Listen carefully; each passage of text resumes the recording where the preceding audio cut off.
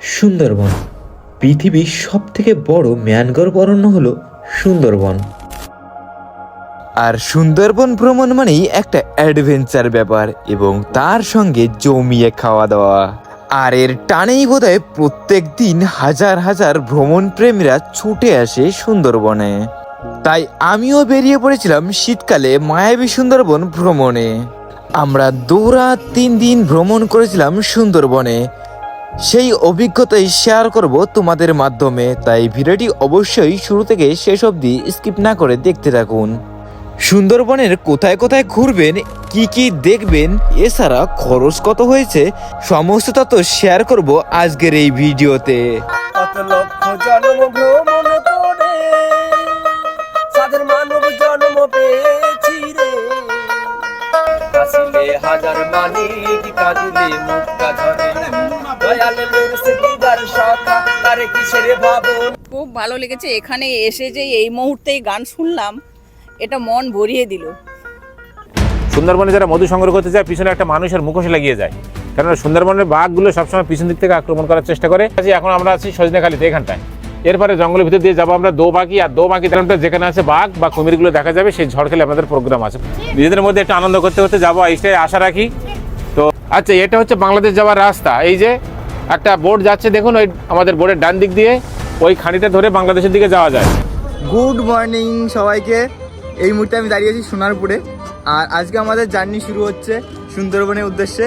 তো সুন্দরবন ভ্রমণে এই 2 রাত 3 দিন ভ্রমণ করব, সব কিছুই তোমাদের জানাবো। শীতকালে সুন্দরবন ঠিক কেমন সব কিছুই দেখাবো আজকের এই ভিডিওতে। তো অবশ্যই ভিডিওটি শুরু থেকে শেষ পর্যন্ত দেখতে থাকো, আশা করি তোমাদের খুবই ভালো লাগবে। তো আমরা কিন্তু শিয়ালদা থেকে জার্নি করছি না, যেতে আমার বাড়ি সোনারপুরে। আমরা কিন্তু আজকে সোনারপুর থেকেই জার্নি শুরু করছি, আর সোনারপুর থেকে আমরা ক্যানিং লোকাল ধরে নেবো। শিয়ালদা থেকে যে ট্রেনটা 8টা 88 ছাড়ে, সেই ট্রেনটাই কিন্তু আমরা আজকে জার্নি শুরু করবো। সোনারপুর থেকে ঠিক 9টার সময় ঢুকবে, আমরা ওই ট্রেনেই কিন্তু ক্যানিং পর্যন্ত পৌঁছে যাব।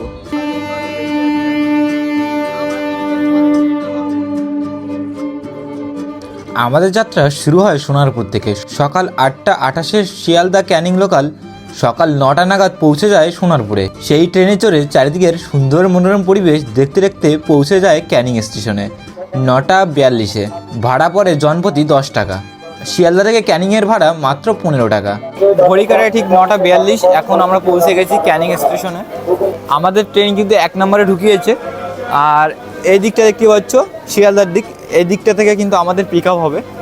সো এই দিক থেকে কিন্তু আমাদের আসতে বলেছিল, অলরেডি গ্রুপে দেখতে পাচ্ছ বলে দিয়েছিল, একদিন আগে থেকেই বলে দিয়েছিল এখানে যে আমাদের কোন ট্রেনে আসতে হবে, সব কিছু কিন্তু ডিটেলস এখানে দিয়ে দিয়েছিল। আগে থেকেই আমাদের গ্রুপে জানিয়ে দেওয়া হয়েছিল পিক আপের লোকেশন, তাই আমরা সেই লোকেশনে পৌঁছে যাই। সেখান থেকেই আমরা অটো করে পাড়ি দিই সোনাখালি ঘাটের উদ্দেশ্যে। সকাল সকাল যখন আমরা মাতলা নদীর ওপর দিয়ে পাড়ি দিচ্ছিলাম, তখন দেখতে কিন্তু অপূর্ব সুন্দর লাগছিল মাতলা নদীকে।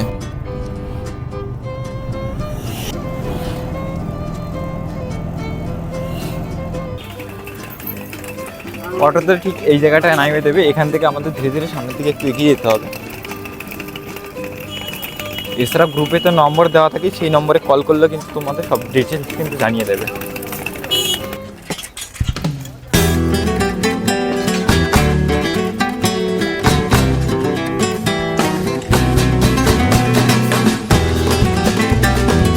আর এখন কিন্তু আমরা আছি সোনাখালি ঘাটে, দেখতে পাচ্ছ। আর কিছুক্ষণ পরে কিন্তু আমাদের এই ঘাটে আমাদের নৌকা ছেড়ে দেবে।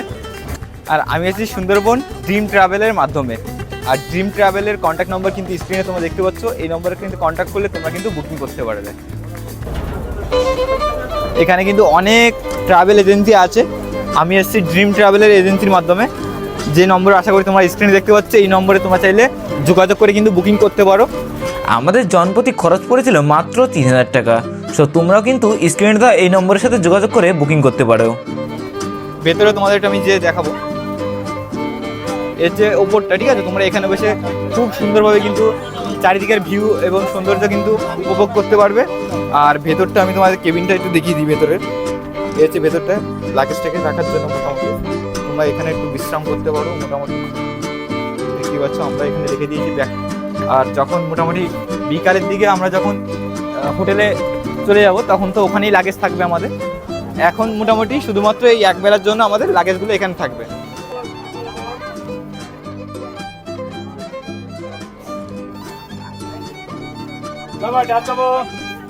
আর এই ওপরটা হচ্ছে খাওয়া দাওয়ার টেবিল দেখতে পাচ্ছ, অলরেডি পাতানো রয়েছে এখানে। আর সুন্দরবন ভ্রমণ মানেই শুধু ভ্রমণ নয়, তার সঙ্গে জমিয়ে খাওয়া দাওয়া সব কিছুই থাকবে, সব কিছু তোমাদের তুলে ধরবো। অবশ্যই কিন্তু ভিডিওটি শুরু থেকে শেষ পর্যন্ত দেখতে থাকবে। সকলে বোটে চড়ার পরে শুরু হয়ে গেল আমাদের ব্রেকফাস্ট। আজকে যেহেতু আমাদের প্রথম দিন, তাই আমাদের ব্রেকফাস্টে ছিল লুচি এবং আলুর দম, সঙ্গে ছিল একটা রসগোল্লা। এটা দিয়ে আজকে আমাদের ব্রেকফাস্টটা হয়ে যাবে আশা করি। আমার সঙ্গে এসেছে আমার মা আর এই জেঠিমা, দেখতেই পাচ্ছ। জেঠিমা খাবার কেমন? খাবার ভালো? আলুর দমটা কেমন? ভালো। জেঠিমা বলছে তরকারিটা খুব ভালো হয়েছে। এই চলে এসছে আমার সকালের খাবার, সঙ্গে রয়েছে আলুর দম, লুচি, আর এখানে রয়েছে একটা 10 টাকার মিষ্টি। আমাদের বোট কিন্তু এখন ছেড়ে দিয়েছে, দেখতেই পাচ্ছ।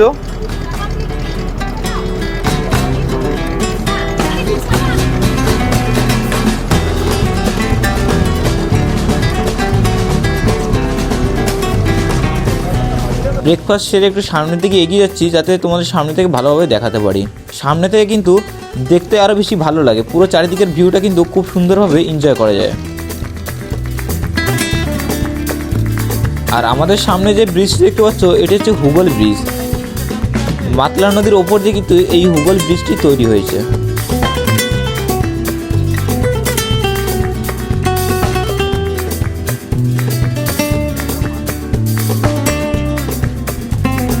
থেকে সেরা ভিউ উপভোগ করতে হলে কিন্তু এই সামনেটায় বসতে হবে। ঘড়ি কাটে এখন বাজে 12টা, আর 12টা বাজার সঙ্গে সঙ্গে নিয়ে এসে দেখতে পাচ্ছ চিংড়ি মাছ ভাজা।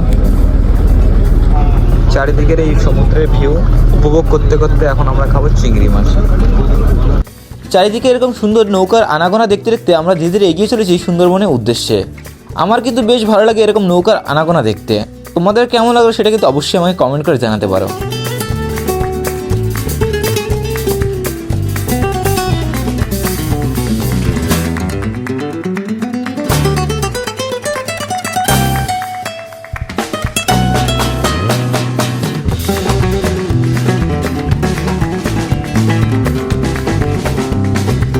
ঠিক দুপুর 12টা নাগাদ পৌঁছে যায় আমাদের বোট প্রথম ডেস্টিনেশন আমাদের গোসাবাতে। আমরা এখন চলেছি স্যার ড্যানিয়েল হ্যামিল্টনের বাড়িতে।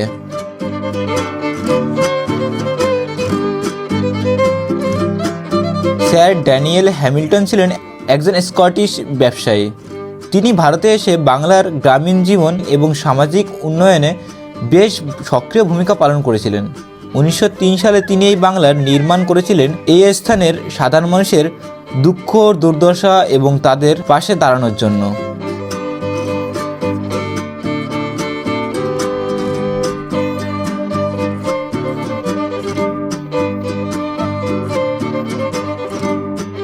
স্যার ড্যানিয়েল হ্যামিল্টনের এখানে আমরা মোটামুটি 5-10 মিনিট সময় কাটানোর পরে হ্যামিল্টনের বাংলা থেকে 5 মিনিটের মতন পায়ে হেঁটে আমরা ঠিক পৌঁছে গেলাম বেকন বাংলাতে।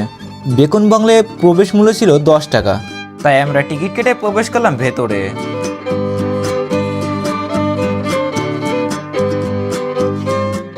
কবিগুরু রবীন্দ্রনাথ ঠাকুর ছিলেন হ্যামিল্টন সাহেবের একজন ঘনিষ্ঠ সহযোগী, তাই তার এই আমন্ত্রণে 1932 সালে রবীন্দ্রনাথ ঠাকুর গোসাবা সফরে এসে 2 দিন এই বেকন বাংলাতে কাটিয়েছিলেন।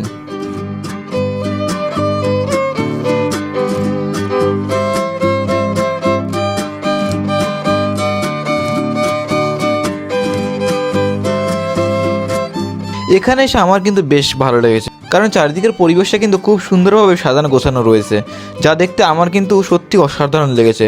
তার সঙ্গে এখানে রয়েছে একটি বুদ্ধদেবের মূর্তি, যেটা দেখতে কিন্তু সত্যি অপূর্ব সুন্দর লাগছে। তোমাদের কেমন লাগছে সেটা কিন্তু অবশ্যই আমাকে কমেন্ট করে জানাতে ভুলবে না। আর কারা কারা রিসেন্টলি সুন্দরবন ভ্রমণ করতে চাও আর করে এসেছো সেটাও কিন্তু অবশ্যই আমাকে কমেন্ট করে জানাবে। এখন আমরা আছি রবীন্দ্রনাথ ঠাকুরের বাংলোতে। এখানে বুদ্ধ মূর্তি থেকে শুরু করে সব কিছু কিন্তু রয়েছে, বেশ সুন্দর জায়গাটা। আর কিছু কিছু জায়গায় কালার করা নেই, বাট যখন এটা পুরোটা কালার থাকবে না, কালার করা, তখন কিন্তু দেখতে আরও বেশি সুন্দর লাগতো। যাই হোক, আশা করি প্রত্যেক বছর কালার নতুন নতুনভাবে করা হয়। তবে এই জায়গাটা তোমাদের আমি দেখালাম, আমার কিন্তু সত্যি খুব সুন্দর লাগলো। এই সাইড সিনটা কিন্তু একদম সুন্দরবনে আসলে কেউ মিস করবে না কখনো। ঠিক আছে, আশা করি তোমাদেরও খুব ভালো লাগবে। এখানে বেশ কিছুটা সময় কাটানোর পরে আমরা বোটের দিকে রওনা দিলাম। তারপর আমরা বোটে চড়ার পরে আমাদের সকলের কাছ থেকে 2 কপি করে আধার কার্ডের জেরক্স সংগ্রহ করলেন সুন্দরবন ড্রিম ট্রাভেলসের দাদারা, যেটা আমাদের আগে থেকেই বলে দেওয়া হয়েছিল বাড়ি থেকে নিয়ে আসার জন্য। যাই হোক, এরই মধ্যে আমাদের দুপুরের লাঞ্চ কিন্তু রেডি হয়ে গেছে দেখতে পাচ্ছ। আর দুটোর একটু 2:30 বাজতে যাচ্ছে মোটামুটি প্রায়। আজকের মেনুতে কি আছে দাদার কাছ থেকে আমি জেনে নেবো। সাদা রাইস আছে, আচ্ছা সাথে ভাজা আছে, আলু ভাজা, ডাল আছে, সবজি আছে, লঙ্কা লেবু আছে সাথে, আচ্ছা কাতলা মাছ কালিয়া আছে, চিংড়ির মালাইকারি, চাটনি বাবা। আর যারা মাছ খায় না তাদের জন্য পনির করা হয়েছে। এটা হচ্ছে আজকে আমাদের দুপুরের লাঞ্চ দেখতে পাচ্ছ। তো চলো খাবারের টেস্ট কেমন হয় সেটা তো খাওয়ার পরেই আমি তোমাদের জানাবো। সবাই কিন্তু অলরেডি বসে গেছে খাওয়ার জন্য। খাবারের টেস্ট হয়েছিল সত্যি অসাধারণ। ঠিক যেমনটা বাড়িতে খাই তার থেকে কিন্তু কোনো অংশে কম নয়। আমাদের গ্রুপে যারাই ছিল তারা কিন্তু খাবারের বেশ প্রশংসা করছিল। দাদাদের হাতের রান্না কিন্তু খুবই সুন্দর, তার সঙ্গে দাদাদের ব্যবহারও ছিল অসাধারণ। প্রত্যেকে কিন্তু বেশ ভালোভাবে তাদের সঙ্গে মানিয়ে নিয়েছিল। এই দুটি ট্যুরিস্ট স্পট ঘোরার পরে আমরা ইতিমধ্যে রওনা দিয়েছিলাম পাখিরালয়ের দিকে, কারণ ওখানেই আমাদের 2 রাত কাটাতে হবে। লাঞ্চ কমপ্লিট করার পরপরই চলে এসেছে ফল। এখন আমরা ফল খেতে খেতে চলেছি পাখিরালয়ের দিকে। আর দেখতেই পাচ্ছেন সানসেট হচ্ছে, দেখতে কিন্তু সত্যি অপূর্ব সুন্দর লাগছে।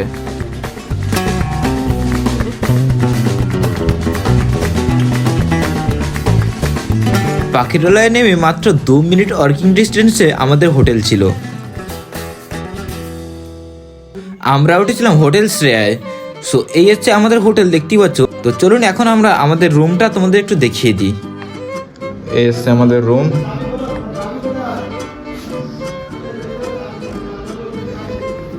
ডাবল বেডের। আর এই হচ্ছে আমাদের বাথরুম।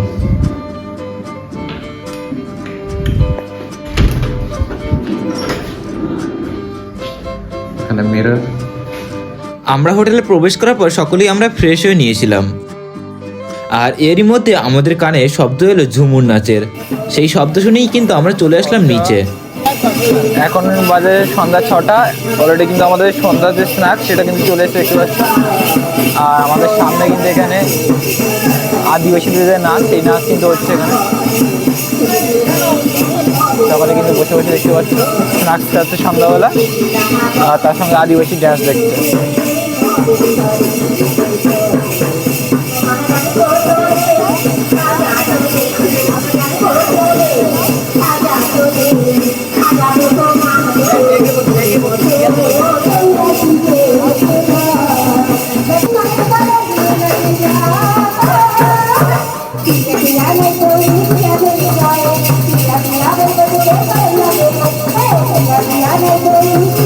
স্ন্যাক্সের সঙ্গে ঝুমুর নাচ জমে গিয়েছিল সন্ধ্যাবেলাটা।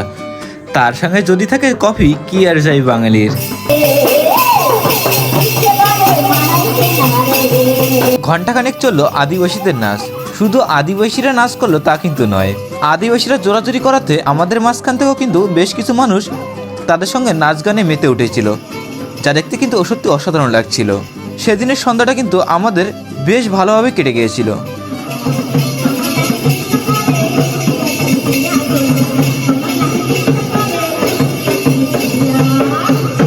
এরই মধ্যে কিন্তু আমাদের ডিনার কিন্তু প্রস্তুত হয়ে গেছিল, তাই সকলে নাচ গান দেখে কিন্তু বসে গিয়েছিলাম কিছুক্ষণ পরে ডিনারে। ডিনারের মেনু দেখতেই পাচ্ছে এখানে। যারা মাংস খাবে না তাদের জন্য আছে পনির এখানে। আর এখানে আছে খাসির মাংস রাতের বেলা কষা কষা দেখতে পাচ্ছে একদম। আর এখানে আছে দেখতে পাচ্ছ পটল, আলু আর সাদা রাইস। ব্যাস এইটুকুইতেই যথেষ্ট। অলরেডি সবার পেট ভরা আছে। হালকা একটু খাবার খেলেই ঘুমিয়ে পড়তে হবে, কালকে সকাল সকাল উঠতে হবে। অলরেডি কিন্তু অনেকে বসে গেছে দেখতে পাচ্ছ টেবিলে। চলো বেশি কথা বলবো না, আমাদের সকাল সকাল উঠতে হবে, তাড়াতাড়ি খেয়ে দে ঘুমিয়ে পড়ি। কষা কষা খাসি মাংস খেতে কিন্তু দুর্দান্ত লেগেছিল রাতের বেলা। একদম তুলতুলে হয়ে গেছিল, জাস্ট ওয়াও। সামনে এমন খাবার আগে কি আর কথা বলা যায়? তো চলো বেশি কথা না বলে আগে খাবারটা শেষ করি। রাতে এমন জমজমাট খাওয়া দাওয়া করে আর ভিডিও করার কথা ভুলেই গিয়েছিলাম। Good morning from Sundarban day 2। আজকে আমাদের সুন্দরবনের দ্বিতীয় দিন।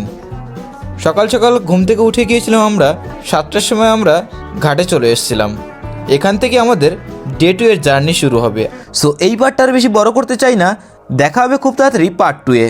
পার্ট 2-এ আমি তোমাদের নিয়ে যাব গভীর জঙ্গলে, যেখানে আমরা দেখতে চলেছি পৃথিবীর সবথেকে বিখ্যাত রয়্যাল বেঙ্গল টাইগারের। এছাড়া দেখতে পাবো কুমির, এছাড়া বিভিন্ন রকমের পাখি, এছাড়া দেখতে পাবো বিভিন্ন রকমের গাছপালা, যা একমাত্র সুন্দরবনেই দেখতে পাওয়া যায়। তো অবশ্যই সেই পার্টটা দেখার জন্য আমাদের চ্যানেলে নতুন থাকলে অবশ্যই চ্যানেলটি সাবস্ক্রাইব করে নেবেন, আর যারা ভিডিওটি এখনও লাইক করেনি অবশ্যই একটা লাইক করে দেবেন।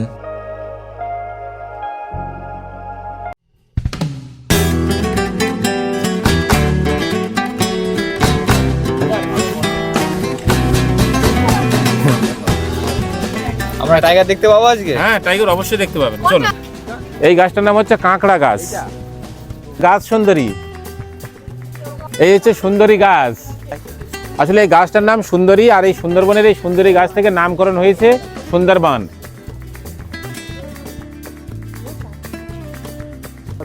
এই দেখো এখান থেকে টাইগার চলে গেছে সকালে, সেই পায়ের ছাপ দেখা যাচ্ছে।